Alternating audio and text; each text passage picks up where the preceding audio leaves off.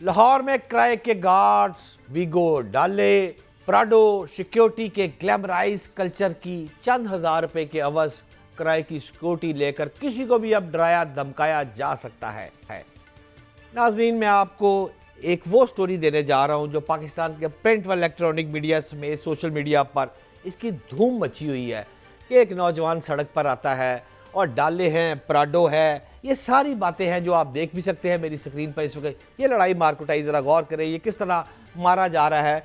मेरे साथ इस हवाले से दो अफराद से मैं जानूंगा। सबसे पहले तो मैं जानूंगा अपने senior crime reporter GNN Ahmad साहब से, और इसके साथ साथ ही मैं इसका मौक़िफ़ हुकूमत की जानिब से DIG ऑपरेशन फैसल कामरान साहब है, उनसे भी मौक़िफ़ लूँगा कि ये असल स्टोरी है क्या और अब इसका आगे मंतकी किस अंजाम को ये पहुँच रही है।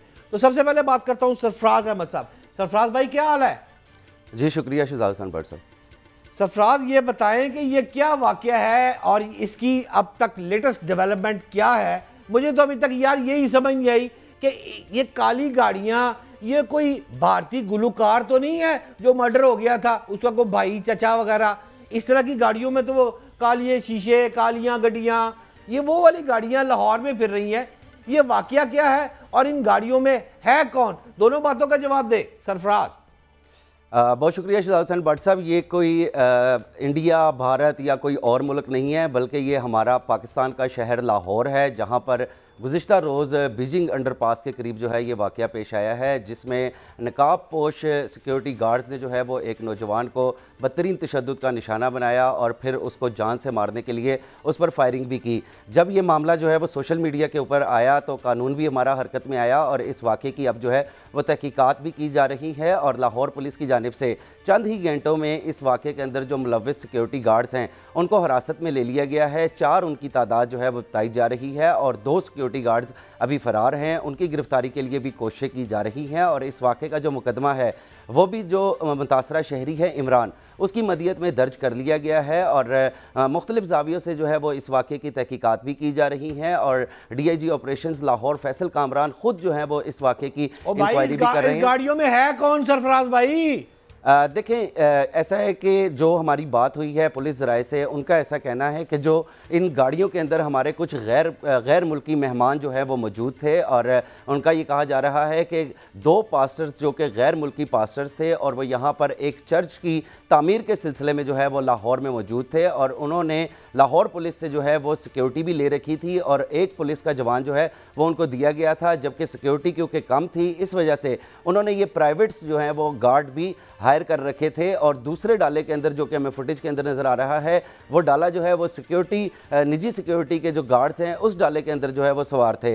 ताहम अब जो लेटेस्ट सूरत हाल शहजाद हसन भट्ट साहब सामने आ रही है, जो ये सिक्योरिटी कंपनी है ऑनेक्स इसका नाम जो है वो बताया जा रहा है, उसके तमाम दफातर जो हैं पूरे पाकिस्तान के अंदर वो मुकम्मल तौर पर जो है वो सील कर दिए गए हैं और महकमा दाखिला की जानिब से सख्त कार्रवाई का जो है वो बाकायदा तौर पर आगाज़ भी कर दिया गया है और जो सिक्योरिटी के चीफ एग्जीक्यूटिव हैं उनको शोकाज नोटिस भी जारी कर दिया गया है। कार्रवाई का आगाज किया गया है, एक मौक़िफ़ आ गया। दूसरे मौक़िफ़ को नाज़रीन के लिए मैं दरख्वास्त करूंगा फैसल कामरान साहब। फैसल भाई, आप मेरे साथ मौजूद हैं?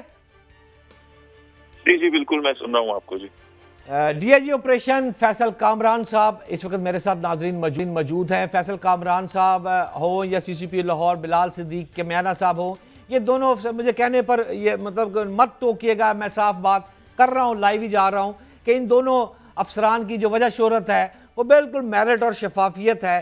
फैसल कामरान साहब, आपकी जो शोहरत है उसके मुताबिक नून लीग का बंदा होगा या किसी भी जमात का होगा, आपने छोड़ना नहीं है, लेकिन जो आपके अमल से इस वक्त जाहिर हो रहा है कि मुद्दई वो शख्स जिसको मार पड़ी वो बन गया। पूछना आपसे किबला ये चाहता हूं कि सड़क के ऊपर फायरिंग हो रही है, ये तो दहशतगर्दी एक्ट लगनी चाहिए थी और पुलिस इसकी मुद्दई बननी चाहिए थी। क्या कहेंगे फैसल भाई? देखें, ये दहशतगर्दी एक्ट की इंटरप्रिटेशन करने के लिए ना दहशतगर्दी एक्ट एक दफा पढ़ लेना बहुत जरूरी होता है। मैंने इसको बहुत थॉरली पढ़ा है, हम सब लॉ के स्टूडेंट्स हैं। इसको मैंने बड़े इम्पोर्टेंट जजेस के साथ बैठ के एक एक चीज पढ़ी है, किन सिचुएशंस में लगता है, किन में नहीं लगता है। वो सारी चीजें बेहतर होता है कि आप उसको लीगल परव्यू में देखें। एक मेरी ख्वाहिश ये थी, क्योंकि ये इंसिडेंट हुआ, रिपोर्ट हुआ, हमने इसके ऊपर कार्रवाई करनी थी, लेकिन मैं चाहता था कि पर्चा पुलिस दे वो जो उसमें मुदई है हमारा इमरान, ही वॉज एडमेंट के इसमें क्योंकि मेरे साथ ज्यादती हुई है, मैं चाहता हूँ मैं खुद इसका फॉलो अप करूँ, तो क्योंकि मुदई को मर्जी के बगैर हम इसके मुदई नहीं बन सकते। अगर ऐसे केसेस में जहाँ मुदई ना हो या आपको लगता हो कि वो बैठ जाएगा या घबरा रहा हो, तो वहाँ पे स्टेट मुदई जरूर बनती है। तो इस केस में मैं चाहता था कि हम मुदई बने, लेकिन उसकी इमरान साहब की हमने ख्वाहिश को मद्देनजर रखते हुए उनसे एप्लीकेशन ली, उसके ऊपर पूरी कार्रवाई हुई है। जो एज पर लॉ जो सेक्शंस बनती थी वो हमने लगा दी। तफ्तीश ओपन है, इस वक्त ओपन एंड शट सा केस है, लेकिन अगर कोई एंगल मजीद इसमें आता है तो हम इसमें हमेशा कोई अमेंडमेंट सेक्शन में ऐड भी कर सकते हैं, डिलीट भी कर सकते हैं। कहीं 780A लगने का कहीं स्कोप होगा तो वो ऐड करेंगे, कोई और सेक्शन लगनी हुई तो वो बिल्कुल ऐड करेंगे। मकसद ये है कि बिल्कुल इंसाफ होना चाहिए, मेरिट होना चाहिए। दुरुस्त कह रहे हैं फैसल भाई, मेरा जो मौकफ था वो यही था, लेकिन मुदई का मैं समझता हूँ ये हक है कि अगर वो जिद करता है और वो FIR करवाना चाहता है तो पुलिस को फिर मुदई नहीं बनना चाहिए। अभी तक जो आपने अफराद को हिरासत में लिया है उनमें कोई बड़ा फिगर भी है या सिर्फ वो जो सरकारी राइफलें उठा रहे थे और अपने आप को पुलिस शो कर रहे थे वही अफराद है, या कोई बड़ा भी सामने आया है? मैं इससे पहले ये जो आप गुफ्तगू कर रहे हैं ना, आपका बिल्कुल देखें, यू हैव द राइट, आपका अपना ओपिनियन हो सकता है, और हम में से ज्यादातर लोग अनफॉर्चुनेटली किसी चीज के कंक्लूजन पे पहले पहुंच जाते हैं। इसकी तफ्तीश से पहले हम सब ने अपनी एक राय कायम कर ली कि ये हुआ होगा। ठीक है, हमने इस सारी सिचुएशन को देखा, सारी चीजों को एनालाइज किया, सारे सबूत देखे, CCTV फुटेजेस मैंने खुद बैठ के सेफ सिटी में देखी हैं, इन लोगों के इंटरव्यूज मैंने खुद किए हैं जाती तौर पे अपनी टीम के साथ बैठ के। जो सिचुएशन सामने आई है, it was a case of road rage. यहाँ पे दो अशखास के बीच में अनफॉर्चुनेटली कोई तू मैं हुई, तल कलामी हुई, गाड़ी को रास्ता ना देने की वजह से। वो एक इंडिविजुअल का एक्ट था, उसके किसी भी वजह से उसकी गाड़ी हिट हुई या फायर का भी जिक्र कर लेना, खाली तू मेहमानी नहीं ना हुई फैसल भाई, फायरिंग हुई है बजाब्ता सड़क मैं उसी तरफ आ रहा हूँ जी। हाँ, मैंने सबसे पहले ये बताया कि हम पूरी बात सुने बगैर राय कायम कर लेते हैं ना। नहीं, आपका मौका है, आप सुनते हैं। हुई एंड इट वेंट बैड। उसके बाद उसने फायर किया, वो he was not trained for that, उसकी ना साइकोलॉजिकल प्रोफाइलिंग थी, वो उस सिक्योरिटी ड्यूटी के लिए फिट नहीं था। इस सारी चीज के अंदर गार्ड का जो रवैया है वो बदमाशी वाला, बदतमीजी वाला और इंतहाई वो जो एक क्रिमिनल ऑफेंस उसने कमिट किया वो वाला था। उसके ऊपर उसके खिलाफ कार्रवाई होनी चाहिए।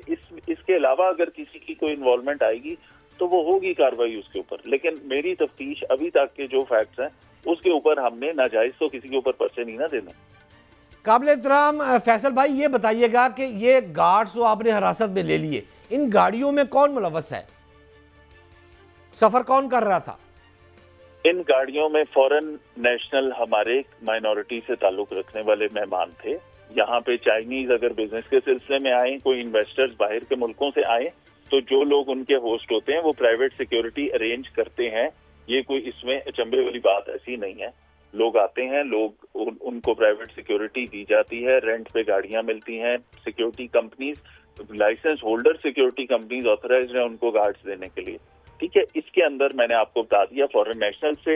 हाँ, उसके अंदर जो गार्ड्स थे उनकी कैपेसिटी थी, उनका किसी मौके पे इस तरह के रोड रेज करना, इस तरह की बदतमीजी किसी भी शहरी से, मैं आप या कोई भी बंदा वहां पे हो उसका शिकार हो सकता था। वो गोली जो बोनट में लगी थी वो किसी और शख्स को भी लग सकती थी।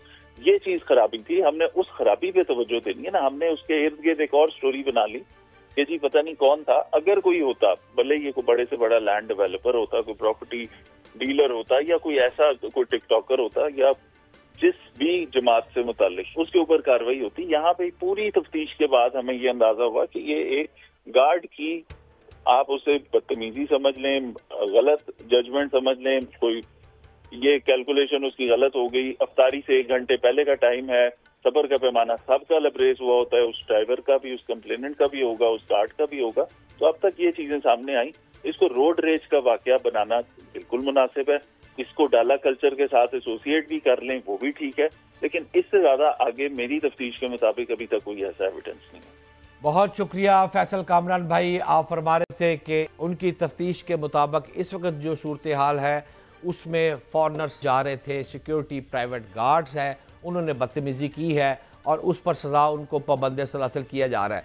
मैं सरफराज अहमद साहब आपसे ये पूछना चाह रहा हूँ, शार्प जवाब दीजिएगा, ये डाला कल्चर जो है ये इसी तरह वाक़यात होते हैं और उसके बाद फिर सुलह सफाई भी हो जाती है।